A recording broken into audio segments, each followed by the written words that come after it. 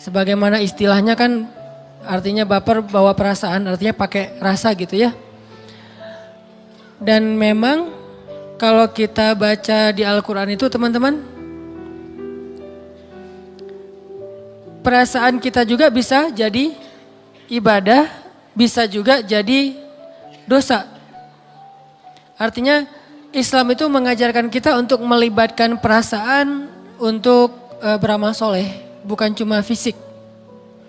Jadi artinya kita suka sesuatu, kita benci sesuatu, itu sesuatu amal soleh. Kalau suka dan bencinya di tempat yang memang benar. Kayak misalnya kita suka atau berkasih sayang kepada pasangan, kepada keluarga, itu amal soleh. Kalau dengan pasangan flat, plain, gak ada rasa apa-apa, berarti kita tidak beramal soleh dengan perasaan. Nikah biasa-biasa aja, gak ada rasa gitu. Sekedar punya status doang. Itu gak ada pahala hati tuh. Cuman paling pahala ya ngasih nafkah, pahala besar pastinya. Terus juga ngebantu kalau misalnya butuh bantuan.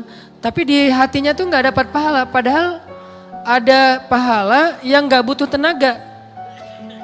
Dan pahala yang gak butuh tenaga itu adalah pahala dengan ibadah perasaan. Menyukai dan membenci sesuatu itu berpahala. Kayak kata Nabi, ayyakunallahu wa rasuluhu ahabba ilaihi mimma siwahuma.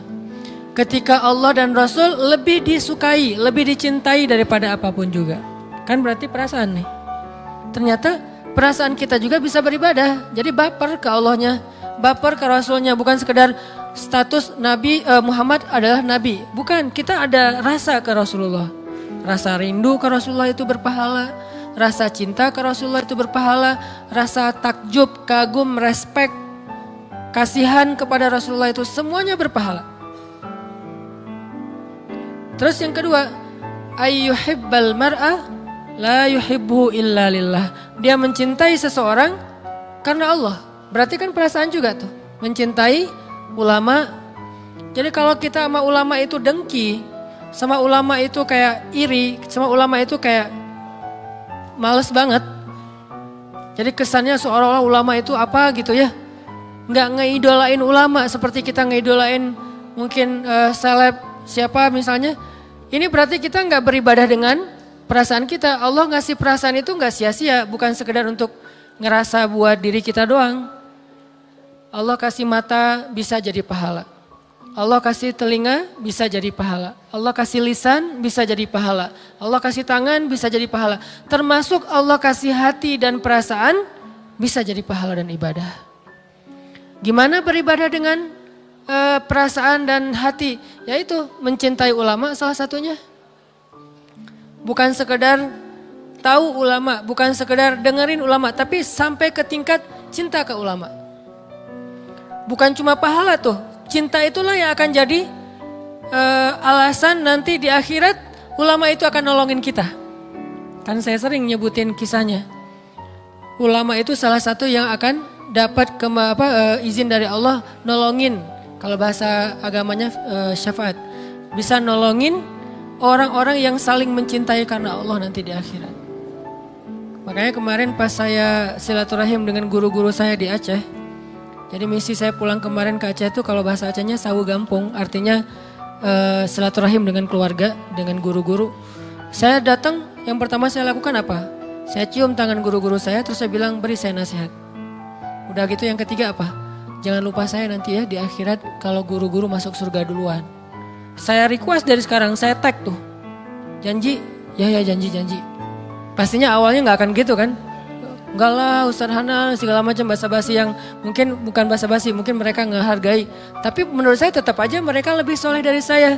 Setidaknya mereka lebih duluan beramal soleh dari saya. Kalau misalnya kita kepedean bilang kita lebih soleh dari mereka, walaupun itu gak boleh ya. Setidaknya yang pasti mereka duluan beramal soleh daripada kita. Kenapa? Toh kita tahu amal soleh itu dari mereka kan? Berarti mereka duluan nih. Saya bilang, kan yang duluan beramal soleh di dunia, duluan masuk surga di akhirat. Kok gitu Ustaz? Iya. Was-sabiqun as-sabiqun wassabiqun, orang yang di dunianya duluan beramal soleh atau berlomba-lomba dalam kebaikan, nanti di akhirat sabiqun juga duluan masuk surga. Makanya sabiqunnya ada 2 kali itu. Wassabiquna di dunia, as-sabiquna fil akhirah. Jadi siapa yang di dunia duluan dalam kebaikan, di akhirat duluan kepada surga. Saya pesan, Ustadz, guru, kalau misalnya Ustadz duluan masuk surga, ingat-ingat saya ya, cari. Pertama mungkin di surga nyarinya, di sistem surga gitu kan. Sistem surga lebih canggih daripada Google. Karena sistem surga itu udah luar biasa, Allah yang bikin. Hanan Ataki gitu, nggak ada. Kalau gitu pakai underscore kali, Hanan underscore Ataki. Kalau Hanan Ataki doang mungkin beda. Atau ada Ustadz Hanan Ataki, beda juga. Pesan sponsor. Ustadz Hanan underscore Ataki, nggak pakai underscore 2 kali ya. Oh ternyata nggak ada juga gitu. Udah pakai underscore nggak ada. Oh kalau gitu emang nggak ada di surga nih. Belum masuk. Gimana dong? Cari lagi di yang lain. Kalau nggak ada di surga, carinya di padang mahsyar. Jangan buru-buru cari di neraka. Jangan doain yang gitu-gitu tuh ya. Kalau nggak ada di surga, di padang mahsyar lah minimal ya. Saya juga nggak berani lah berandai-andai. Coba cari di neraka, siapa tahu saya ada. Nggak mau saya berandai-andai kayak gitu. Ini andai-andai yang nggak dibolehin. Tapi kalau di padang mahsyar ya sewajarnya lah.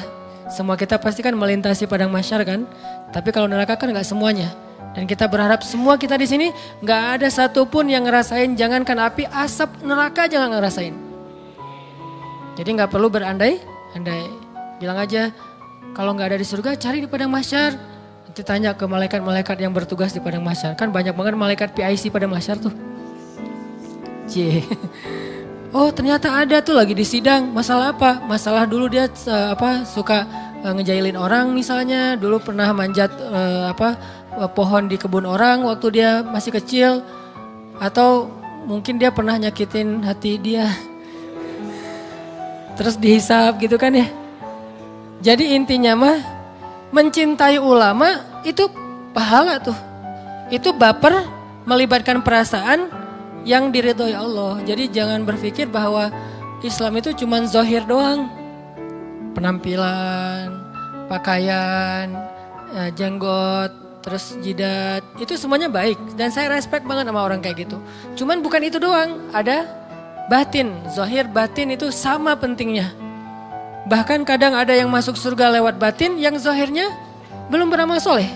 Ada seorang laki-laki Yahudi kalau nggak salah dalam perang Uhud.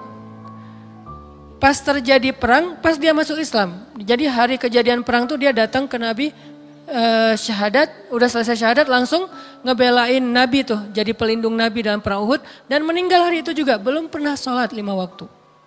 Itu orang yang satu-satunya kayaknya yang masuk surga tapi gak pernah sholat. Loh kok bisa kayak gitu? Apa amal solehnya? Tadi tuh. Udah iman kepada Allah. Jadi amal solehnya itu di hati, bukan di zahir. Di zahir dia gak ngapa-ngapain selain syahadatain. Dia gak pernah sholat, dia gak pernah puasa, dia gak pernah tilawah Al-Quran. Semua yang kita kerjain dia gak pernah. Satu-satunya amal soleh dia iman. Tapi masuk surga. Ternyata amal soleh itu bukan cuman fisik, zahir. Tapi juga perasaan. Sehingga baper itu termasuk hal yang penting dalam agama. Harus baper. Tapi dalam hal apa? Termasuk tadi Nabi baper dalam dakwah, baper terhadap nasib kaum muslimin. Nabi baper banget. Sehingga Allah juga mengatakan bahwa as-sam'u wal basaru, pendengaran, penglihatan dan fuad, perasaan. Fuad, perasaan. Semuanya mas'ula, akan ditanya nanti di akhirat. Jadi kalau kita ada rasa yang belum move on, padahal udah gak boleh, itu ditanya loh. Kenapa kamu gak bisa move on? Ya Allah, akunnya itu setiap postingan bikin saya baper, gimana saya mau move on gitu ya. Dia makin lama makin cantik, ya Allah masa saya bisa move on? Kan bahaya banget tuh. Kalau kayak gitu berarti perasaannya kan terus menerus berbuat dosa kan. Jadi kita ngerasa sayang kepada orang yang belum halal buat kita, itu setiap hari tuh kita bikin dosa loh teman-teman, tanpa kita sadari. Ngerasa doang, kan ngerasa doang Ustaz, gak boleh. Terus gimana caranya? Minta sama ya Allah, hilangkan rasa itu dari dia. berikan kepada yang layak buat saya. Ternyata tiba-tiba hilang rasa itu dan diberikan nanti pas udah akad nikah. Bisa kayak gitu. Daripada kita sibuk dengan rasa kepada orang yang udah punya pasangan, pas nikah rasa kita kepada yang kita nikahin gak ada, kan kita 2 kali dosa. Pertama, mencintai orang yang gak boleh kita cintai. Yang kedua, kita nganggurin orang yang harusnya kita cintai kan ya. Jadi zalim kan, berarti dosanya double.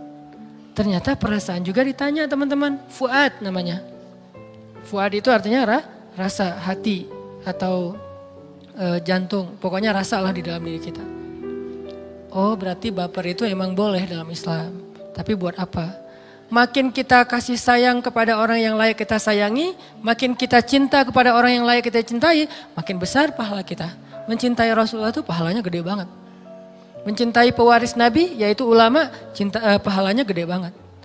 Jadi ulama itu perlakukanlah dia benar-benar sebagai Nabi di tengah-tengah kita. Karena kan kata Nabi al-ulama warasatul anbiya, ulama itu pewaris Nabi. Dan ditambah lagi ulama itu wali-wali Allah di muka bumi. Jadi siapa yang membenci ulama berarti dia membenci kekasih-kekasih Allah. Siapa yang membenci ulama, memfitnah ulama, menjelek-jelekan ulama, menzolimi dan mencurangi ulama, berarti dia menjelek-jelekan, menzolimi, mencurangi dan mengkhianati Rasulullah SAW. Karena pewaris Nabi itu bukan keluarga beliau, pewaris Nabi itu ulama. Dan Nabi tidak mewariskan harta, tapi Nabi mewariskan ilmu, yaitu agama. Jadi kalau kita ngaku umat Nabi, wajib kita mencintai ulama, wajib hukumnya, wajib. Gak boleh gak cinta. Apalagi sampai benci, lebih gak boleh lagi tuh. Gak cinta aja gak boleh, harus cinta sama ulama. Tapi cinta ulama ini kan beda sama cinta dengan pasangan ya. Jangan cinta ulama terus dipegangin tangannya, diapain. Ustaz, Masya Allah. Jangan gitu aja, terus ulama digini-giniin, gak gitu-gitu amat juga sih. Cinta kan beda-beda ya, ekspresi cinta ya. Ekspresi cinta sama pasangan, gitulah. Ekspresi cinta sama ulama, gitu deh. Ekspresi cinta sama Rasul, ya gitu. Ekspresi cinta, beda-beda tuh ekspresinya. Ekspresinya aja yang dibedain, tapi rasanya sama. Kan gak boleh kita mencintai sesama muslim, kan ada kalimat apa saling mencintai karena Allah kan. Terus kata Nabi sunnah, kalau kita cinta sama seseorang itu ngapain? Sampein ke dia, bilang kalau kamu tuh cinta sama dia. Tapi dia di sini tuh laki-laki, perempuan. Nah ekspresinya gak usah berlebihan sampai gimana, bahaya itu. Ntar jadi terjebak kepada kaum Nabi apa gitu kan ya. Jadi mending boleh kan mencintai sesama laki-laki tapi dengan ekspresi apa? Karena Allah bilang ana uhibbuka fillah, aku mencintaimu karena Allah. Kalau kita geli berarti kita gak tahu hadisnya. Pas dapat SMS, akhi aku mencintaimu karena Allah, geleh. Terus tiba-tiba jadi geleh gitu kan ya, dihapus, diblok. Gak usah gitu, ekspresinya aja bedain. Kita mencintai karena Allah itu, saya banyak banget orang yang saya cintai karena Allah. Dan saya berharap dia mencintai saya balik karena Allah. Kenapa? Emang layak dicintai, orang soleh, ahli tahajud. Kenapa saya cinta sama dia? Saya paksain, saya harus cinta sama dia. Saya perhatian sama dia, kalau dia butuh apa-apa saya datengin. Salah satunya ada di Tasik. Saya sering ceritain dulunya supir angkot. Terus juga akhirnya ikut bareng sama saya, kan dulu saya suka usaha-usaha gitu kan. Jual beli mobil bekas bareng sama dia. Terus jual pulsa, ada 60 cabang pulsa di Bandung, belum ada Alfamart dulu. Saya bareng sama dia. Terus main di properti bareng sama dia. Kenapa? Karena saya pengen bantu dia di dunia supaya dia bantu saya di akhirat. Terakhir sekarang dia udah pindah ke Tasik. Saya telepon, Pak ngapain di Tasik? Lagi mau sekarang buka-buka warung jualan kayak gitu. Saya samperin ke Tasik. Saya bantu apa nih? Bisa ngeringanin apa nih beban Bapak? Supaya nanti dia di akhirat nggak ke Tasik 10 kali lipat Tasik. Saya lagi jauh di sana, lagi perjalanan pada masyarakat yang tertati-tati. Karena dia nih ahli tahajud, ahli tilawah, hatinya bening. Saya baru baca Al-Quran 1 ayat dia udah nangis duluan. Saya baca aja nggak nangis, dia yang denger nangis. Orang soleh banget. Saya ngelihat langsung kesolehan dia dan kita cuma berhukum dengan zahir ya, kita nggak tahu batinnya. Makanya nggak boleh menjudge isi hati orang, hanya menjudge zahirnya. Zahirnya soleh. Ya udah saya berharap, saya datang ke Tasik, saya jalan ke nyetir sendiri ke Tasik, biar nanti di akhirat dia yang akan menjemput saya di Padang Mahsyar yang jaraknya mungkin lebih jauh daripada Bandung Tasik. Itu kan mencintai orang soleh. Dan saya punya beberapa list orang-orang kayak gitu, saya simpan di saya. Dan saya berusaha supaya dia juga cinta sama saya. Karena kalau saya cinta sama dia doang, tapi dia nggak cinta sama saya, belum berbalas nanti di akhirat. Caranya gimana biar dia cinta sama saya juga? Tahadu, tahabu, salah satunya kan, saling berhadiahlah kalian, maka kalian saling mencintai. Berarti saya harus kasih dia banyak hadiah. Butuh apa Pak? Butuh apa? Hadiah, hadiah, hadiah. Biar dia ingat saya. Terus kalau ada apa-apa, saya curhatnya ke dia. Tolong doain anak saya lagi sakit. Tolong doain saya lagi sedih. Tolong doain. Akhirnya dia ingat saya terus. Nanti di akhirat juga kayak gitu. Begitu dia nggak ngelihat saya, dia ingat. Nah, akhirnya saya dapat cinta dia. Suatu saat, lama nggak ketemu. Tiba-tiba dia SMS, Ustadz gimana keadaannya? Saya kangen, udah lama nih nggak ketemu Ustadz. Biasanya saya suka dipanggil ke rumah untuk kalau saya ada rusak listrik atau apa, suka manggil dia. Padahal kalau manggil tetangga bisa kan? Yang bisa beneran listrik banyaklah tetangga. Kenapa saya manggil dia jauh-jauh? Karena saya pengen ngasih hadiah buat dia. Beneran listrik berapa sih? Cuman ganti kabel segala macam, paling sejam juga beres. Kasih 25.000, 30.000. Tapi saya pengen ngundang dia ke rumah. Biar nggak cuman ngundang ngasih duit, mending saya ngasih dia sedikit kerjaan biar lebih baik buat dia. Biar nggak mencela juga menghina. Pak saya listriknya rumah lagi rusak nih. Datang kasih 500.000 misalnya. Biar dia ingat sama saya di dunia. Nanti di akhirat dia juga akan ingat. Ternyata benar di dunia dia ingat, lama gak ketemu dia SMS duluan. Ustadz kemana aja udah lama ya gak ketemu, kangen nih. Mudah-mudahan kangen di dunia itu menjadi indikasi. Nanti dia akan kangen juga di akhirat. Gak ketemu 6 bulan aja kangen. Gimana gak ketemu 1000 tahun. Pasti akan lebih kangen lagi. Jemput. Bayangin yang jemputnya satu rombongan pakai truk. Tiba-tiba di akhirat ada satu truk besar, datang, itu orang-orang soleh semuanya. Ngejemput siapa Pak? Satu rombongan, ngejemput Hanan Ataki. Bayangin yang ngejemputnya itu orang soleh semua kan ya. Kumpulkanlah satu truk orang-orang kayak gitu, kita cintai mereka. Bikin mereka cinta juga sama kita. Tahadu, tahabu, kasih hadiah, kasih ini, kasih itu. Bukan saya ya, karena saya ngerasa, bukan ini demi Allah bukan basa-basi. Saya tuh belum merasa soleh untuk layak jadi orang yang bisa nolongin orang di akhirat, enggak. Nih saya ngomong kayak gini biar teman-teman nyari deh. Nyari di luar tuh banyak banget orang-orang soleh yang teman-teman udah lihat. Kalau ini kan bukan, ngomong di depan tuh kan bukan indikasi kesolehan ya.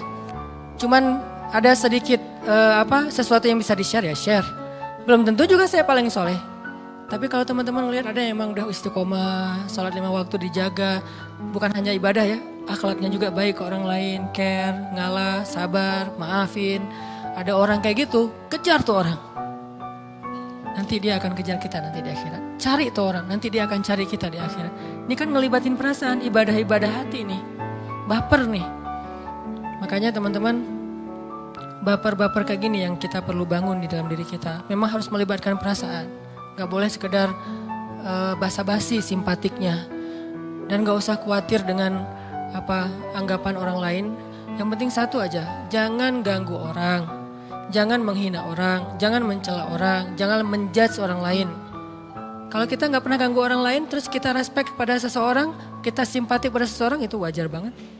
Kecuali kita suka menjudge orang lain, suka menghina orang lain, suka ganggu orang lain, itu baru salah. Jadi salahnya itu bukan simpatik, ngeganggunya yang salah. Baper tetap. Kalau ada baper-baper yang kayak masalah hubungan, masalah percintaan, itu mah cemen lah baper-baper kayak gituan. Kecuali buat pasangan. Walaupun gak ganggu juga sih. Baper kayak gitu masih gak ganggu. Minta aja sama Allah, ya Allah. Ya muqallibal qulub. Yang membolak-balikan hati itu. Jangan sampai saya rasa-rasanya itu kayak gitu-gitu gak penting banget. Masa kita jadi gak bisa tidur gara-gara mantan kan gak keren banget kan. Nah mantan mah lagi bulan madu tidurnya nyenyak. Kita gak bisa tidur. Meriang gitu. Dia sakit dikit ada yang belai, kita meriang-meriang gak ada yang beliin obat, gak ada yang ngasih makan. Kan gak keren banget nih. Jadi kayak konyol menurut saya. Jadi gak usah deh yang kayak gitu-gitu mah. Gak enak banget. Baper ngeliat orang lain misalnya, biasa aja lah. Justru yang kayak gitu-gitu agak sedikit plain. Tapi kalau ke pasangan yang udah halal itu harus dalam. Harus bilang misalnya segalanya lah gitu-gitulah pokoknya. Nah ini kalau kita bisa menempatkan baper kita di tempat yang tepat, Insya Allah kita kayak beribadah setiap hari walaupun tidak ruku dan sujud. Beribadah perasaan.